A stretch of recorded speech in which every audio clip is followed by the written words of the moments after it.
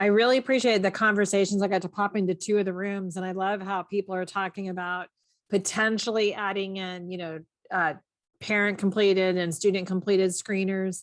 And one of the conversations we had is giving people time to first get strong and confident in the teacher completed screening. So rather than bringing in a lot of new systems and tools all at one time, really thinking about what can you do well.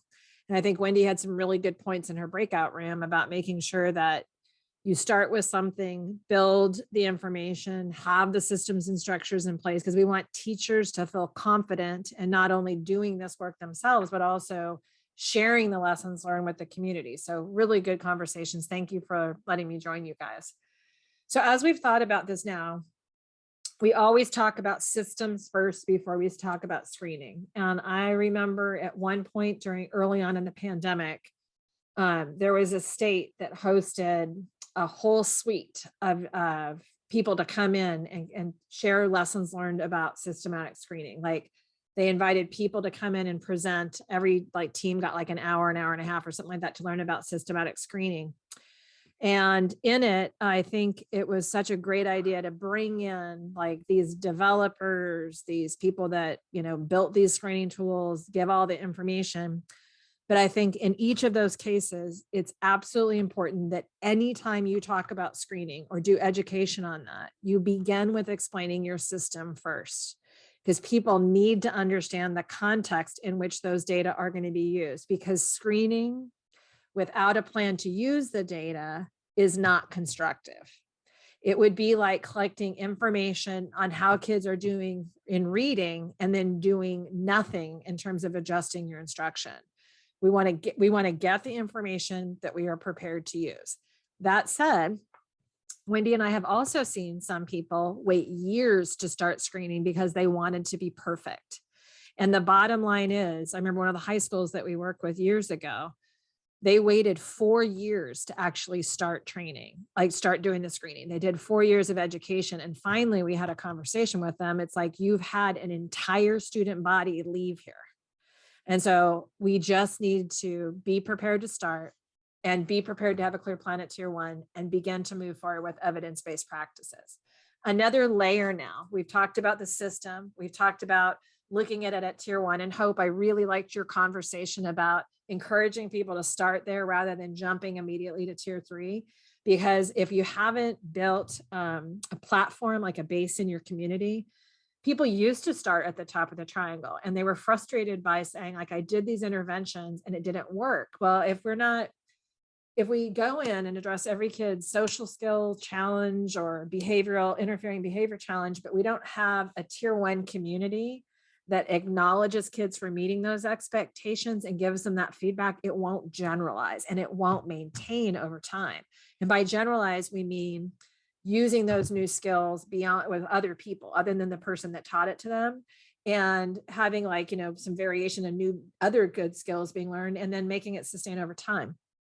But so after we've looked at tier 1, the next thing we want to do is look at it holistically. So we want to think about, and these are fictitious kids' names, these are not real data, but we want you to look at your own systems to think about how could you draw down information to look at kids reading and math and externalizing and internalizing and office discipline referrals and attendance. And as we keep talking about looking at multiple sources of data, if I only looked down and not across, I might look if I was a 5th grade teacher, I might say, wow, I really need to work on internalizing behaviors in my class. That's not enough of the picture. Look across, look at this kid, TAM, tier 3 needs for reading, tier 2 needs for math and acting out and internalizing, and then very high number of office discipline referrals. And this kid has a lot of absences, and work by Hill Walker has taught us that it doesn't matter why the kid's absent, but if they've missed 10 days or more, they're more likely to fail in school. So if I have this whole picture of this child, I see that one of my first things I need to do is get the kid to school, right? So I have to have that as a targeted support for that kid. But because this is more than 20% of the kids in my class, I need to do something to adjust what I'm doing instructionally, really specifically in the area of math. And I need to do more to help kids feel comfortable engaging, particularly the kids with internalizing issues. So if this was my class, I would be looking at what do I need to do in my class instruction. I am not going to start just farming kids out to tier 2 and tier 3 supports. So when we think about using these screening data in actual life, we want to be prepared to use multiple sources of data. I think some people have misunderstood this to think that you need 3 screeners, because some people have confused this as like when people use the terms like triangulate data, we're not saying triangulate screening data. We're saying use other data like academic screening, behavior screening, office discipline referrals, attendance, nurse visits. So we want to look at multiple sources of data so that we can make informed decisions. And this brief, I think, would be a good thing for you to take a peek at. Great resources in there. And again, this work was led by Rebecca Sherrod. And so as you're thinking about that work, you could pull down some of those briefs from pbs.org. And you could also be prepared to continue the conversation, like coming back to do some of these low intensity supports. So really making a commitment to build like a school-wide professional learning plan so that literally every adult in your building has the opportunity to learn what we mean by behavior specific praise, and not just read about it, but do it. Howard did this really cool thing when he was a principal. And I remember his first year of screening. And I remember at the end of his first semester, he's like, Kathleen and Emily, who was a project director at the time, he's like, come and tell me what this means. And we went and looked at his report and we looked at the item level data, and he identified 2 things that he basically wanted to move the needle on, show improvement on. It was people knowing what behavior specific praise was and actually doing it during instruction. So when the teachers came back after winter break, in that time where you have like that day where you do some professional learning, he gave them some explicit instruction on here's what I mean by behavior specific praise, and they got to practice it. So he had a bunch of sentence strips, and there's general and specific, and they were passed out and people walked around, read statements, and the people had to say, is it general or specific? Super, super practical. Well, flash forward 3 months later, looking at his spring data, it worked. So it's like, what is the smallest nugget, the thing that you can change? And I'm going to suggest that it's going to be these things. And rather than feeling like you need to do like a strategy a week or a month, get good at behavior specific praise, and then get great at, building in choice. Because we know that even the opportunity just to tell kids, what do you want to do first? That choice of getting to pick where you start, that's enough to increase engagement.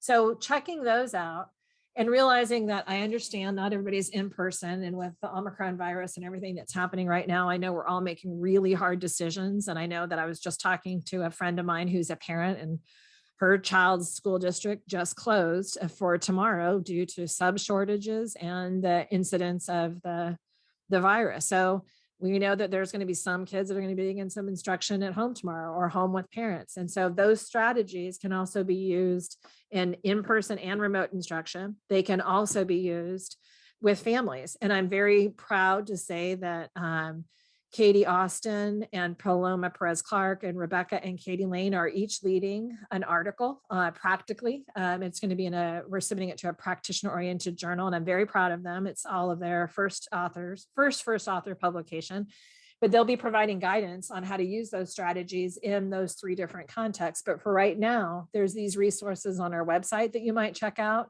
These are those that offer the in-person versions. And then on the COVID page, you can find the family resources as well as the remote instruction.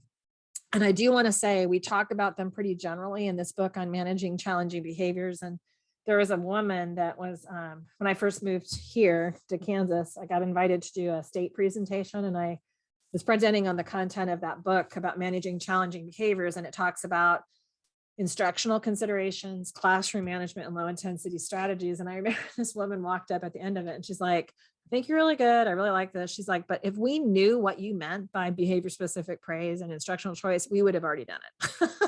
And she's like, if you really want to be useful, write a book that tells us exactly how to do those things. And she left. And I wish to God I had gotten her name, because we wrote this book in response to that feedback.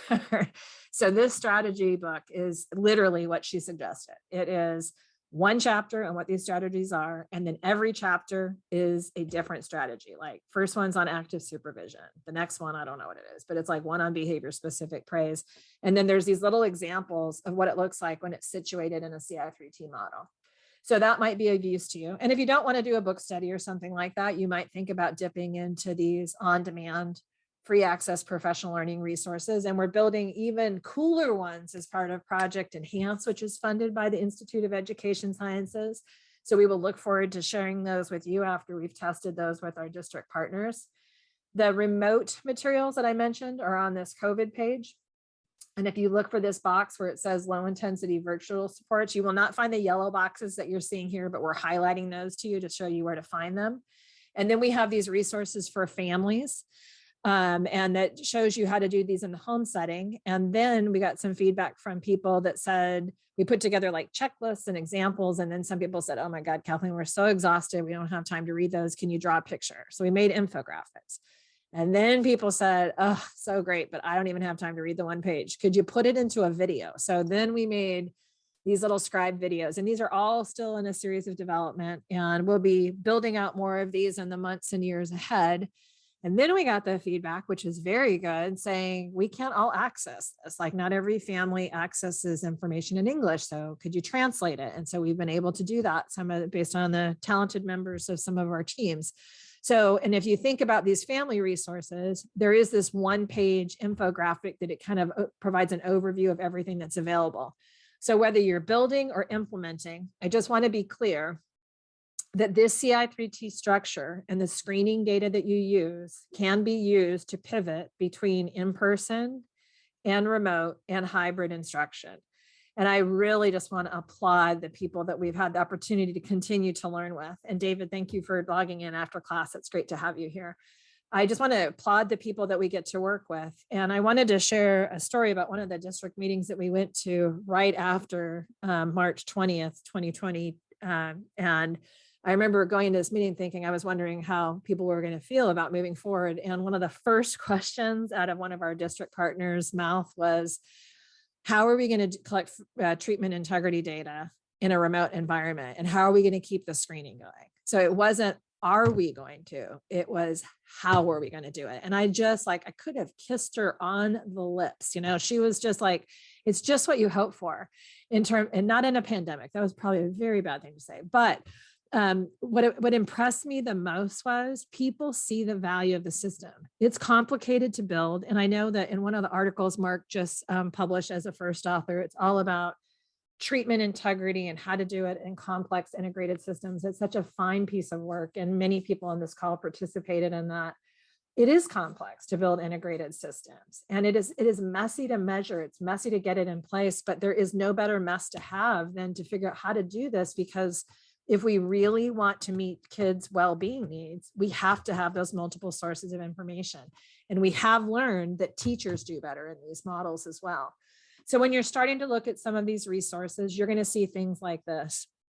You're going to see these step-by-step checklists, and you can download these and use them. You're going to see these infographics. You're going to see scribe videos that they're narrated. So you push play, they're about 2.5 minutes, short. You can download the emails out. Like if you wanted to, like Nettie could do that tomorrow.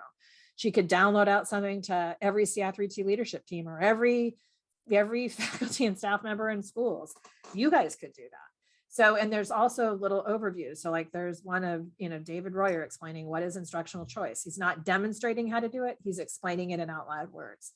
So as you look at those, know that when we lean towards this idea that we were talking about earlier of building integrated lesson plans, this is 100% possible, because we want people to be able to meet the academic, behavior, and social objectives. And all these low intensity strategies, these are the leverage points to make it simple and practical. And I know Wendy frowns on me when I say simple, because it is, as she would say, and I agree with her, it's simple once you learn how to do it.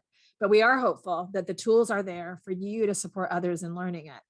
And one idea that we've learned from some other people is a lot of people will build their own coaching capacity. So rather than waiting for board certified behavior analysts or behavior specialists or instructional coaches to come in, many principal leaders will say it's an expectation in a building that you are a coach on one strategy and a learner on the others. And I love that, I remember David Royer and Wendy Oakes and Emily Cantwell and I did a study with a really talented middle school principal who's now a director of elementary education. And she did this really cool book study. And it was just clear, like the expectation was everybody was going to be a teacher or coach on one thing and a learner on another. And it normalized in that school that you don't have to know everything. It's okay to say, I don't know how to do this strategy. And it also allows every single person to participate in a leadership role and the expectation that we will lead because teachers are professionals. And by using that same suite of materials, the other nice part about that is the fact that we're not reinventing the wheel. And it's not like, listen to Eric's 7 steps on how to do instructional coach or instructional choice and Kathleen's 5 steps, because people we learned used to spend a lot of time trying to figure out the differences rather than trying to learn the strategies. I am asking you tonight to open up your calendars and give yourself a 15-minute window sometime in the next week to go check out these resources. I'm not saying you have to use them. I'm not saying you have to commit to doing them, but I'd like you to just go explore to see what's there on that professional learning tab and or on the COVID tab.